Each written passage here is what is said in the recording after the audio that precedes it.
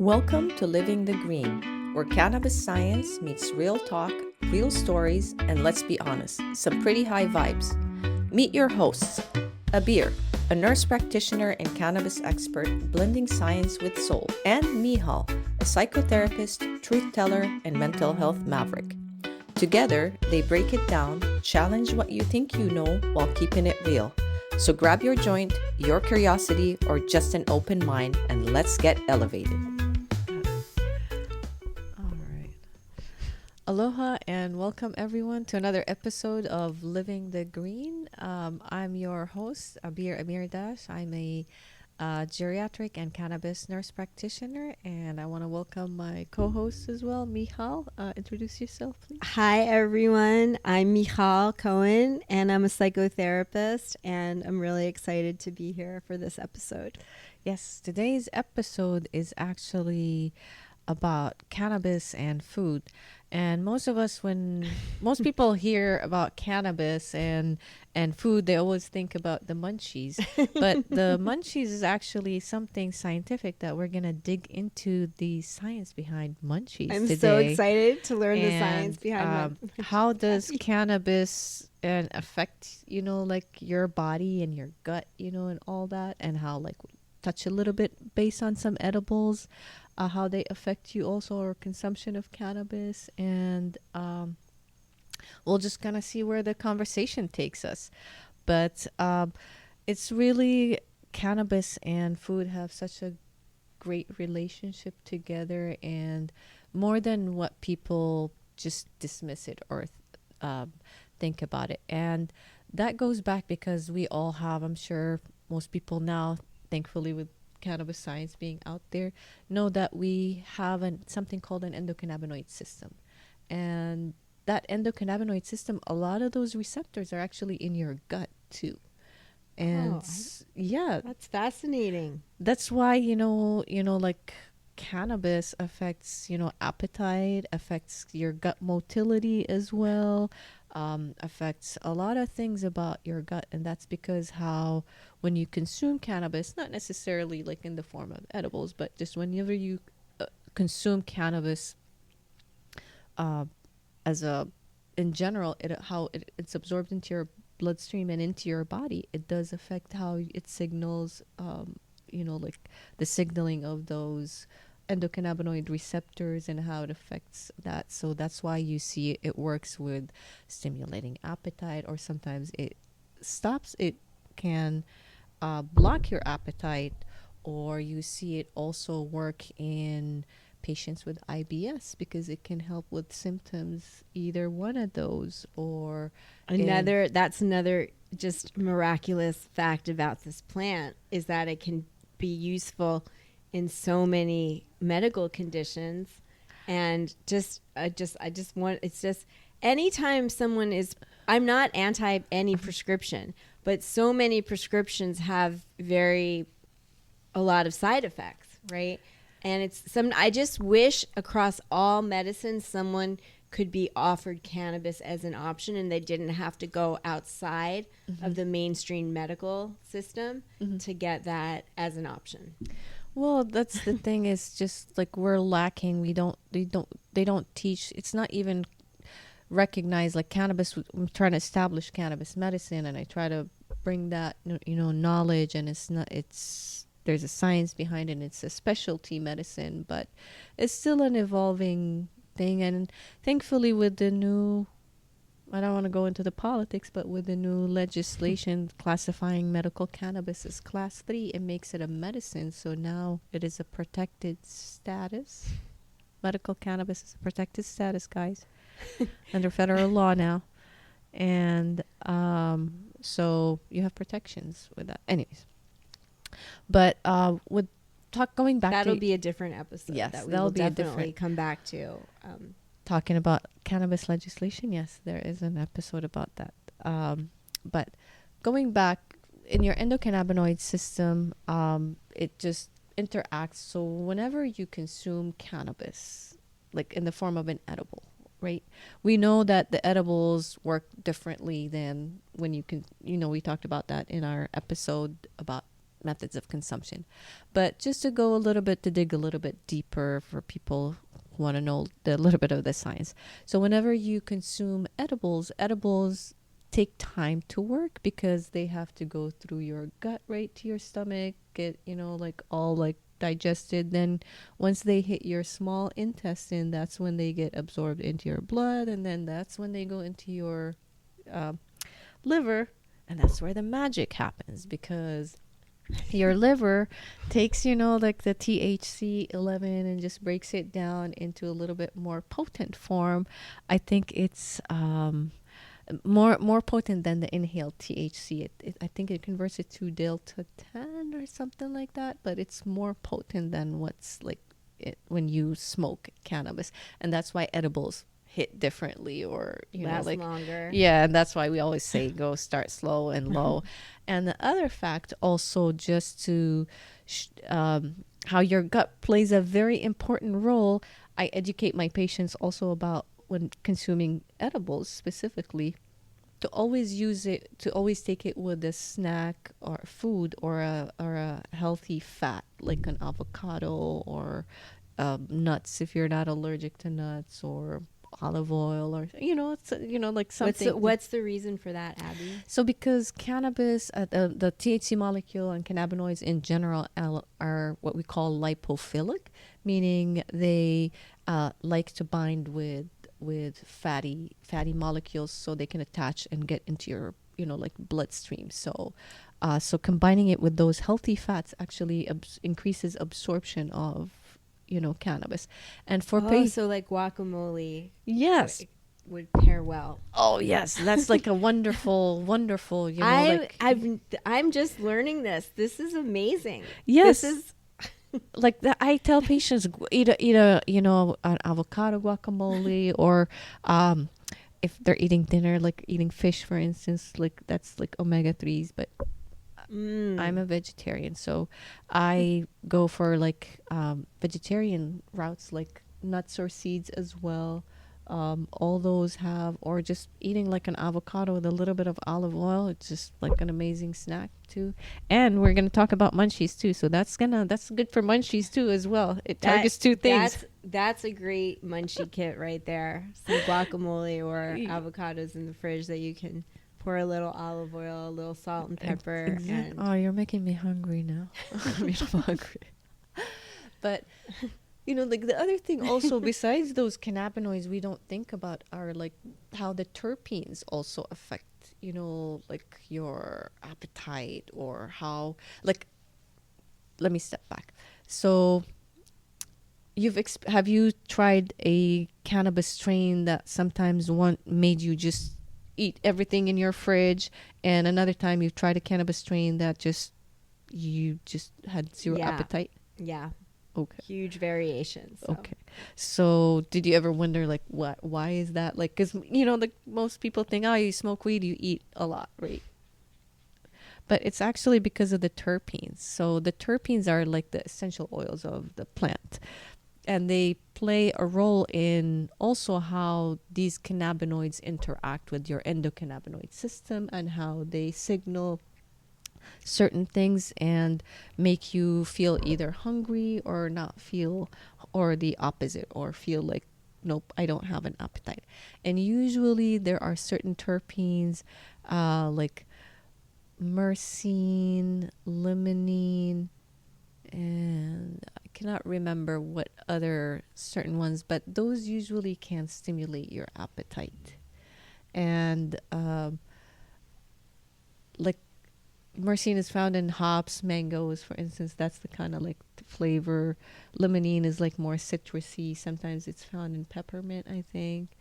But then there's other ones like humulene, or ocimene, or they also block your appetite, but also limonene in varying degrees can either block your appetite or stimulate your appetite. So it all is different. For instance, I'll give you an example for people who smoke cannabis. Sour diesel is a famous strain that is high, I believe, in limonene, and it also has another cannabinoid that is THCV that works as a, so the combination of both work like a stimulant medicine, and that's why a lot of people with ADHD like sour diesel, because it helps them focus, stuff like that. But also different strains work differently, but it's just that combination of pairing terpenes with, Yes. and which That's brings which is the beautiful side of the science of the plant. correct. Right? When you get to that level of knowledge. Which that also opened up a whole new market actually for, for chefs and cooks. And Eric actually knows someone that she does like food pairings with different strains. Correct, Wow. Eric? Yeah, like fruit pairings. Fruit pairing. Yeah, specific terpenes to match specific strains. It's just because you could, and there's this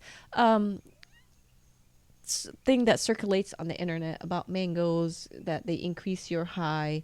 Does it really increase your high or anything? Mangoes are high in myrcene. They are high in myrcene. I personally love mangoes. They're right there. I love them too.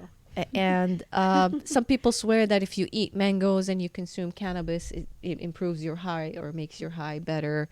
The studies, like they've done, like they've looked at research, and I've actually looked and read, like I nerded out on and read, and it doesn't show, some of them show a little bit, some don't show that there's really an affinity to that. So the evidence is really not there. But my take on it, eat mangoes and consume cannabis. It's a wonderful combination. Mangoes are full of, wonderful, like they're full of fibers. Their sugar is easy for your body to digest and, like take down. So it's just a wonderful. And if it gets you more elevated, why not? Right? But this leads us actually to the very important topic about munchies, right? And I want to also back up a little. Yeah, I'm so curious to hear the scientific understanding of munchies. Well, this is really interesting, because it's just gonna blow your mind about. I mean, it just, when I first read it, I was like, whoa! Like back then, I was like, now I understand. Okay, but just to go back a little bit, someone actually did a study also because people think, oh, you're just going to consume cannabis and you're just going to get fat and lazy. That is the stereotype. That's the stereotype. But in reality, in studies, someone actually did studies that people who are who use cannabis, especially chronic cannabis users, actually do not have an increased risk of mortality or increased rate of morbidity of obesity. So they do not. It's not that they, like people say, you get fat. No, it's actually, that's research showed that wasn't true. But we do get we do get the munchies from consuming cannabis sometimes. So how, Guilty. But it's very interesting. So how we were talking about the endocannabinoid system and CB1 receptors and CB2 receptors, they're throughout your nervous system, where they're found in your brain as well. So there's the area in your brain called the hypothalamus that regulates, hunger and all that. So it actually increases the signaling in that area. So it makes you it makes you hungry, but it also does something else. So I'm going to ask you both the question and answer. So whenever you've eaten something that you've eaten before, high versus not high, how was your experience? How would you compare? It always tastes better when I'm high. Okay. What about you, Eric? It's been so long for me that I really haven't eaten anything not high in such a very long time, so I can't really answer that question. That's a good status to be in. Well, what's your experience been?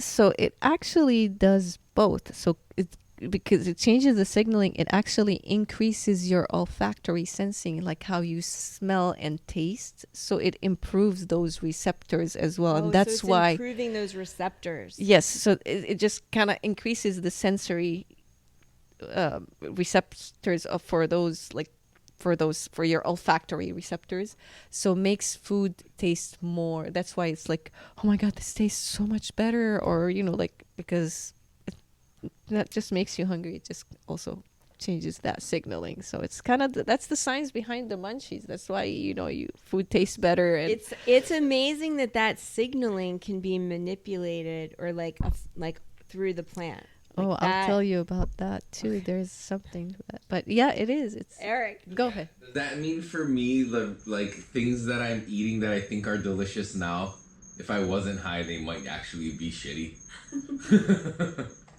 I know, because I think that's where mindfulness comes in.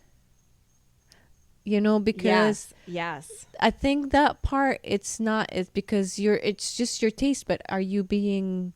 You're slowing down a little bit so that you're able to really appreciate the taste, versus if you're not just filling up. Yeah, just like eating, but you're not necessarily like being mindful of that experience as it's happening. But I think that's why cannabis really lends itself to, because it can slow us down. We just start to notice things that otherwise, if we're going through life more in a hurried pace, we may not be noticing them. And then we're able to really like appreciate that mango and how delicious and juicy, and just... I have one more thing to say then, and I mean, it is pushing back a little, but I don't mean it in a mean-spirited way. But when you have the munchies and you're just digging through a bag of organic popcorn, are you really being mindful, or are you just stuffing your face with as much popcorn as you can? That's a great question. No, that's because it could go either way, right? Because first you might start just stuffing your face with that popcorn, but the moment that you say, wow, am I really just, eating this really quickly? That's what brings you into mindfulness. It's noticing a habitual pattern and being able to say, well, do I want to continue eating like this, or do I want to slow down? So the mindfulness is almost being able to observe the behavior that you're doing and ask yourself a question. And even if you then decide to continue that behavior, you're doing it with conscious awareness. Correct. That's exactly how my personal experience has been. Is just I start, like eating something, and then I'm like, or if I'm watching something, are we like, wait a second, I'm like, no, I'm done. It's just I just wanted to satisfy some, a little bit of need, and sometimes my body will tell you too, like, be like, why are you keep eating this? Yeah. Yeah, it's not good. But I think just living in the moment makes you realize, just be present in the moment. That makes you like be like, okay, what am I'm aware of my actions, what I'm doing. But yeah, it depends on my mood, man. Like, I can't tell you like it's always like that, because it depends on the moment on how I'm feeling that day. Maybe one day I just feel like my mood is down and I just want to satisfy that need with food. Exactly. And that's okay with that. I just don't do it on a regular basis. Or if you're satiating that hand to mouth habit or routine, that thing, whatever it's called, that's a habit I had to break. It became a habit for me, actually, that whenever I like to watch Star Trek, I'm a Trekkie fan.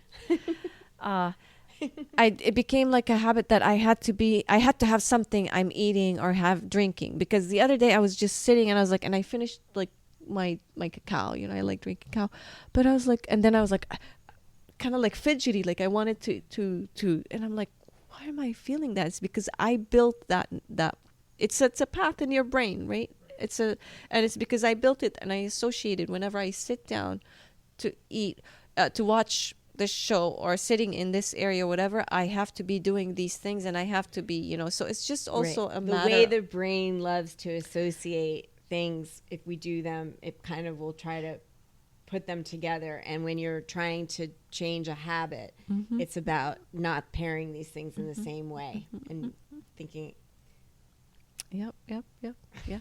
And like just going back like to the topic of like the medical aspects of the munchies also.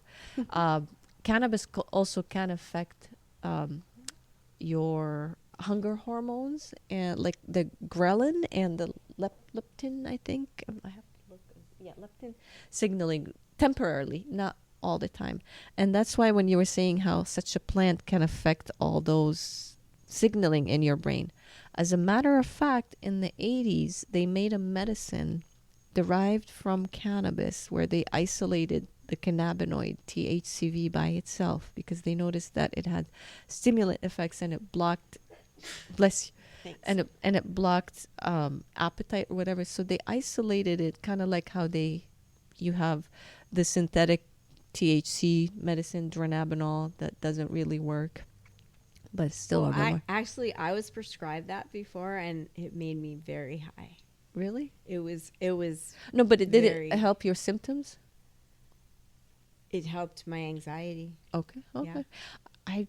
Yeah, but like they did that. They isolated that cannabinoid, I think, or whatever, and it triggered suicide in people, suicidal ideation, whatever. So they shut down that. So just to show you that the plant doesn't just work in you can't just take one thing and just synthesize it and just make it. The plant just spoke and said, no, I work in unison.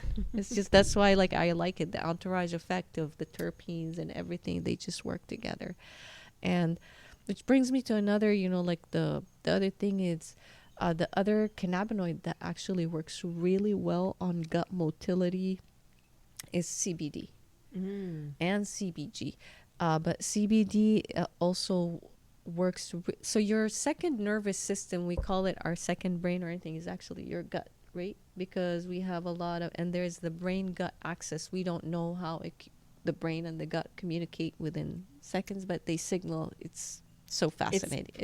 That's the miracle of the body, right? Yeah. Like just how it's amazing, and it's truly like you are what you eat, what you put in your body, and all that does affect how you behave, how you are. A lot of that is influenced by food. right. I mean, I think one of the first physicians had said food is medicine. Yeah, I mean, I treat food as medicine. I was raised food as medicine, and we were like raised to like honor food and respect food and like to be grateful for like all the people that contributed to sharing. And like what you were telling me, it's a Japanese, also like it's in a Japanese culture, what Eric was saying, but it's just to be appreciative for all the hands that contributed to delivering this whatever you're eating. That's such a beautiful ritual, such a beautiful practice. It is. It's gratitude, but like it's also like I like with cannabis, it just slows you down from that mentality. Like you see people eating rushed or eating stand up. It's just and you notice that there's an increase in high blood pressure in young adults. There's an increase in colon cancer. It's just related to food and there's stress. There's a huge increase in colon cancer. Yeah, it's the foods, it's the processed foods, it's anything you eat that has a preservative is damaging your gut microbiome. A preservative is meant to kill bacteria, from growing, or prevent bacteria from growing on the surface of whatever it is. So what do you think it's doing to your gut microbiome? So eating a lot of processed foods don't have the nutritional value that that microbiome wants. All your gut bacteria, parasites, all those, they eat fiber, vegetables, and fruits. So that's why I tell people pair it with good stuff, because you're actually help more absorption into your stomach. So a lot of people who say that they don't absorb a lot with edibles and stuff, I tell them clean up your diet, but also do it in a sound way. Because if you're someone who doesn't eat vegetables very frequently and all of a sudden you switch to like a lot of vegetables, your gut is going to react to that. So you got to do things gradually too, right? Yeah. Slow and steady with most change is the way to go. Plus, our gut is a lot of the center of a lot of disease. Like I said, a lot of, there's a high link with autoimmune diseases and gut, uh, disorders, or there's Depression, right? Yes. Like a lot of mental health can also, the microbiome has a huge connection with mental health. So there's With every aspect of health. So do you know what's one of the treatments for resistant depression? Fecal transplant. There's a study over, I'm not joking, taking the stool from healthy individuals, healthy microbiome, and giving it to people, synthesizing it into capsules, and basically eating shit. Eating other people's shit. I know. Participating in that treatment. I would, but it works. Mentally. I can believe that it works, but works. Mentally I would have a hard time doing that. I just tell people, just change your diet, because your microbiome is not like stagnant with you. It changes based on what you eat. So change gradually what you eat and make your food colorful. The more colorful your food, the better it is for your health. And it's, yes, eat the rainbow. I cook with weed. Just to come back to our topic though, we did want to just talk about, right? If certain strains are going to give a person the munchies, and a person wants to be mindful about, okay, I don't want to just eat out whatever's in my cupboard, what can a person do to set the stage to have healthy options for when the munchies might come on? Plan your munchies. That's what I do. I mean, like, I tell my patients, plan your munchies. And I actually will be doing some educational videos about that with my Pakaloha Care Clinic. Oh, I can't wait for this. But plan your munchies. And there are some really wonderful snacks. But I'll share a snack that, since the summer is coming and it's hot and you want something crunchy, take some grapes and freeze them. Oh, grapes and blueberries. Freeze them, yep. Yeah. And they're just crunchy and just juicy, and they're just full of antioxidants. I love that, Abby. Dry mouth. You get dry mouth if you eat an orange, clementine, any of those, pineapple, mangoes, papayas. All of those are wonderful, healthy snacks. And they're hydrating. Yeah. You want to eat something that you're like, oh, I'm really hungry? Peanut butter and banana. That's giving you fatty acids, right? And also giving you a little bit that was actually my go-to snack when I used to work in an office. Yeah. I would eat that between clients. But see, this is, oh man, that brings me on a topic. See, this is how our society, like, you're eating in an office. It's just like food should be it's right. You should have its own space. Food should have its own setting too, right? Because it's your time. That's with why I love your Italy. body. Yeah, Italy, the Mediterranean, right? They take is weed legal in Italy as an art. Is weed legal in Italy or no? Not exactly. Damn it. No, CBD. But weed is not. So yeah, needs to, but I love how, in Italy, all the stores, everything is closed from like 1 to 4 or 5. Siesta. Because everyone's going home and having that family meal, connecting while eating. And this is, food is just more than just our relationship with food as a society has kind of, I feel, degraded, honestly. And I think because,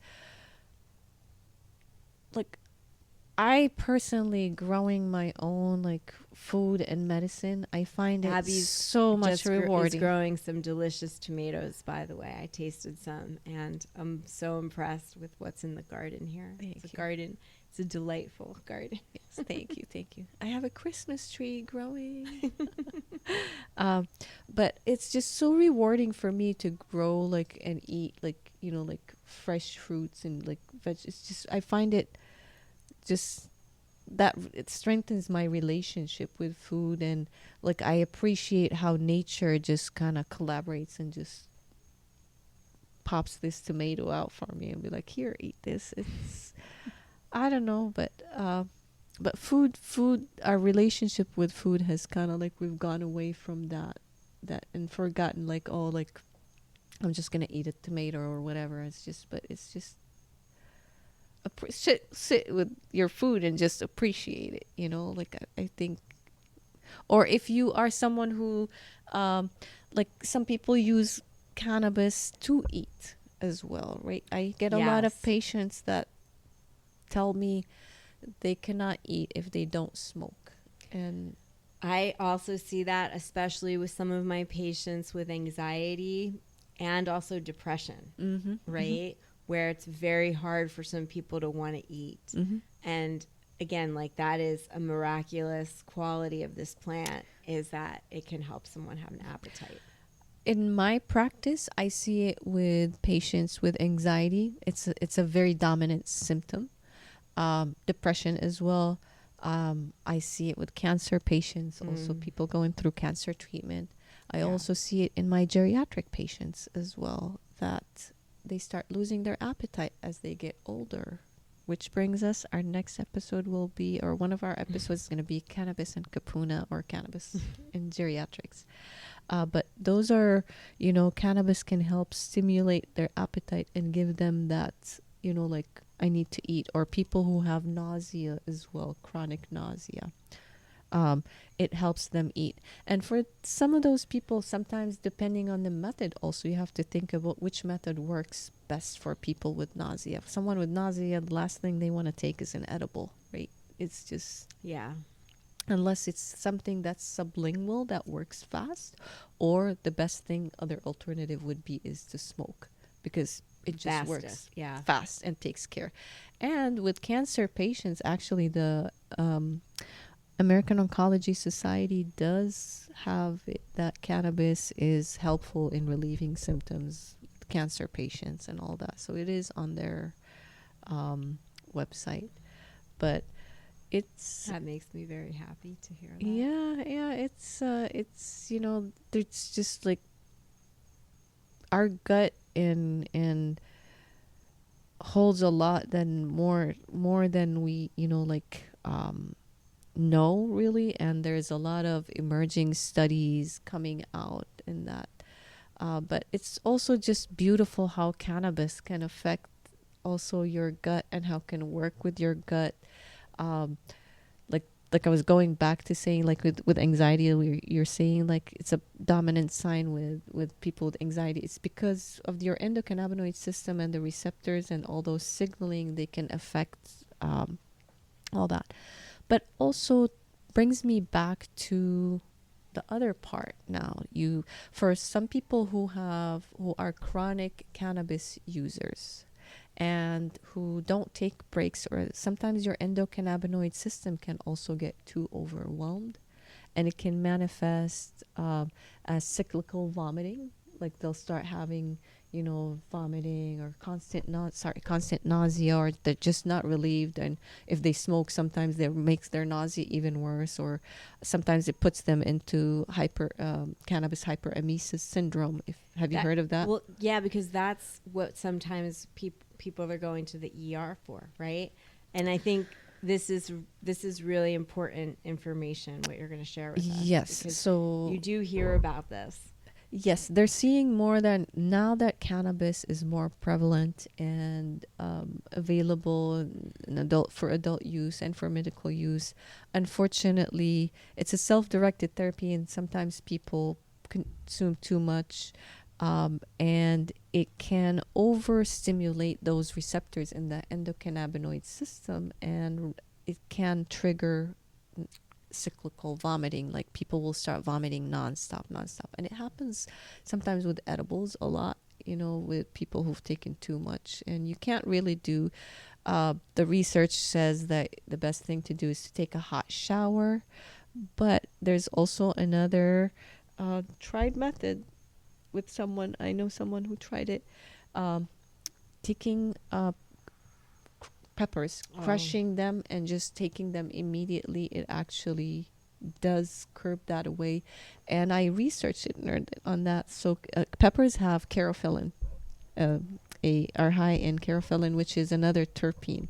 But I think it also helps kick off the excess THC off of your CB1 receptors. So it just kind of Yes. Or- Because I've heard too, if someone is too high, to offer them pepper plants. Or I've also heard taking capsaicin or like the not icy hot, the tiger balm, or and rubbing it on your Oh. on your tip of your stomach. Also the capsaicin, because it also has a peppery. So I'm not sure if I don't know. Like I have to look the research, but I'm assuming it's the terpenes effect that's causing that. But isn't just amazing, that it can do that. But also for some people who, I've had patients actually about 3 or 4 patients in my career that have had cannabis hyperemesis syndrome. 2 of them, it was a transient thing where they just had it one time, and then a couple that they've had it, but your body warns you, right, and tells you, but they didn't stop using cannabis, and then it just happened that now anytime they cannot use cannabis, neither one of them can use cannabis at all, because every time they use cannabis they vomit now. So don't burn your endocannabinoid receptors.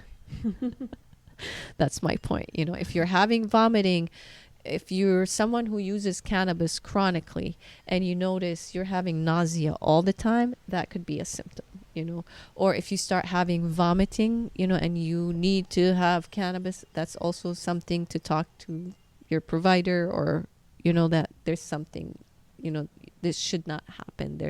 Your endocannabinoid system is being affected. But what else do we, I was going to talk about, it's just to me, it's like I said, it's so very amazing how cannabis can just affect all of those, but yet it's still not recognized, like for its value, and we still use, pharmaceuticals and stuff over this wonderful plant.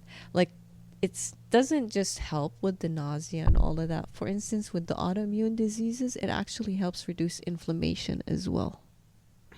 And CBD and other cannabinoids and CBG also play a very important role in reducing inflammation, gut inflammation. And I feel like the more we advance with medicine and the science, we'll start focusing more and more on the gut, and how to just focus on healing the gut, healing all that, to heal a lot of other autoimmune diseases and stuff like that.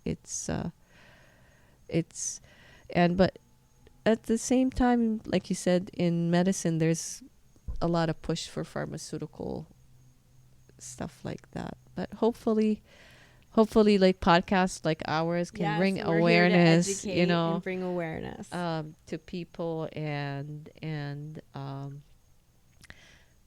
people would, if share this, if whether you're someone who is a parent, a grandparent, or a someone who's just curious about like just cannabis, just ask your provider, or ask if you don't feel, or go to someone who does specialize in cannabis medicine, and just see if that cannabis is something that would help you manage if you're having any symptoms. Now might be a good time for Abby to share about her practice, because my favorite cannabis nurse. Oh, thank you. Yes, I do. Like with Pakaloha Care Clinic, my clinic, I do offer medical cannabis consultations, where it's same as a specialist consultation, where we discuss what symptoms, and if someone wants to manage that symptom with using cannabis, we do go over it, and I have follow-ups and all appointments. I have a few patients that I do follow up with.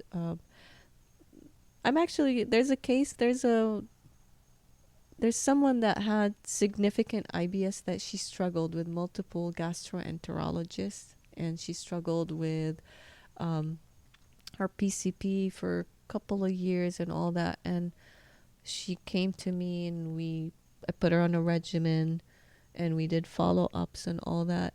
And like, 5 years now, she's still like my patient, and she still gets certified, and she always tells me, she said, among all my providers, you're the one that fixed my gut the most. So I'm just grateful. That's incredible.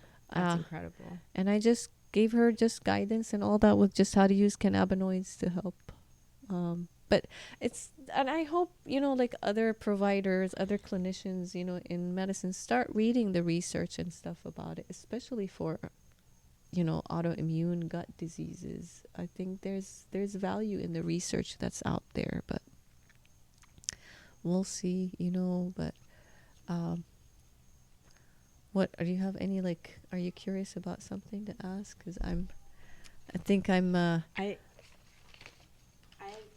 I had brought some questions, but I think I may have asked all of them. But is there like a cultural, like for you, like in like growing up, was there like, besides like eating edibles in school, but like is there like something culturally like significant about like food or incorporating like I know like we talked about religion with cannabis, but like now that it's more prevalent, do you notice like people incorporating it in like religion or anything, or in culture? Or I do see it incorporated in certain Jewish rituals, but that would not be in mainstream Judaism. That would be on the fringe. As a like a religious kind of, like in a religious aspect, kind of like as an honor to the plant, or is it like kind of like use it to help, kind of like how you said, connect you to God? Yeah, I think using it to connect you to God, being used in that way. Interesting. That's interesting. Being used to get in an altered state, with the idea that being in an altered state, you might feel more of a connection to the divine. I mean, you do. You talked about you do. But it is, I've been to a cannabis dinner actually one time, long time ago, I think in 2017, 2018. It was kind of very interesting just to see how people cook with cannabis, and you have to be mindful of the dosing, and they tell you how much to take and how much to use, and it was kind of a very interesting experience. But I think, I don't know, there was some legalities of it or something like that they don't allow like food. It's not FDA approved now or something like that, so they don't allow mixing of stuff. But I think in other countries, Thailand, or I saw a documentary, I think when Thailand first started, they were making with the leaves salad with the like the green leaves, and I was like, that is an amazing thing, because the green leaves have some cannabinoids in them, like mild, not a whole lot, but they usually are in the acid form, so if it's THC or CBDA or whatever, so it's actually works really well too. So for people who grow cannabis, and your lollipop, you could take these actually, and some people put them in smoothies, some people cut them in like salads. I've seen people saute them and eat them. So I would love to try all of those things. I haven't honestly tried it, but I'm curious. Let's try it together. I'm gonna try it. Yeah, when you come for next time. Yep. But anyways, go ahead, Maida. No, I was just gonna say, I think we're kind of coming to the close of this episode, and I just wanted to thank all of our viewers for your support. Questions are always welcome. If you guys want to let us know topics that you would love to hear us talk about, also we would really appreciate it if you like and subscribe. Yes. And yeah, we're just really grateful to be able to be here and talk about our favorite plant and all the different ways it's part of our lives. And thank you guys for listening. We hope you liked this episode, and we hope it widened your knowledge about cannabis or piqued your interest in it. And we appreciate you for listening. Have a wonderful evening. Aloha. Aloha.